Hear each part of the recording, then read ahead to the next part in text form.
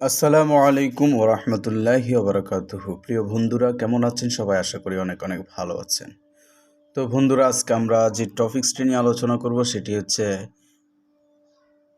আপনারা FL studio মোবাইলের যে সেটিংগুলো আছে আপনারা সেটিংগুলো কিভাবে করবেন। আমি কিভাবে আমার ফোনের এফএল স্টুডিও মোবাইলের সেটিং করেছি আমি তা এখন আপনাদের সাথে শেয়ার করব। তো বন্ধুরা আর কথা না বাড়িয়ে চলুন আমরা অ্যাপ্লিকেশনটির ভিতরে ঢুকে যাই। তো আমরা অ্যাপ্লিকেশনটি ওপেন করলাম। ওপেন করার পরে আমাদের সামনে এরকম একটা ইন্টারফেস চলে আসবে। আমি গত ভিডিওতে দেখিয়েছিলাম কিভাবে আমরা এফএল স্টুডিও মোবাইল ডাউনলোড করব।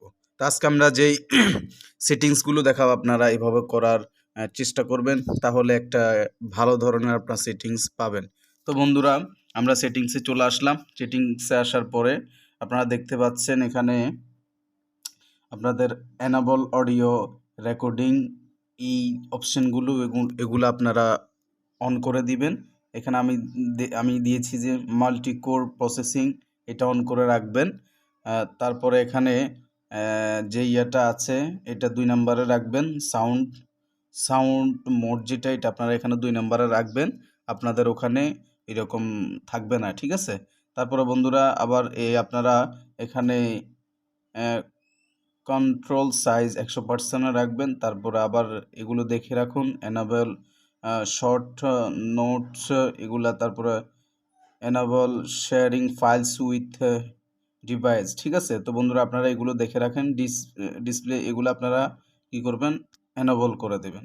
নিচে যদি আপনাদেরকে দেখাই আপনারা দেখতে পাচ্ছেন। তারপরে এখানে যেটা যেভাবে আছে এটা এভাবে রাখিয়ে দিবেন। এনাবল অ্যানালাইজ এটা ওপেন করে রাখবেন।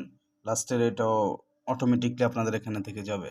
তো বন্ধুরা আজকে আপনাদেরকে দেখালাম কিভাবে আমি আমার মোবাইলের সেটিং করেছি এফএল স্টুডিও মোবাইলের। তো পরবর্তীতে ইনশাল্লাহ নেক্সট ভিডিও আপনাদেরকে দিব কিভাবে একটি অডিও প্রজেক্ট আপনারা ইনপুট করবেন। তো এই ধারাবাহিকতায় ভালো থাকবেন, সুস্থ থাকবেন। আসসালামু আলাইকুম।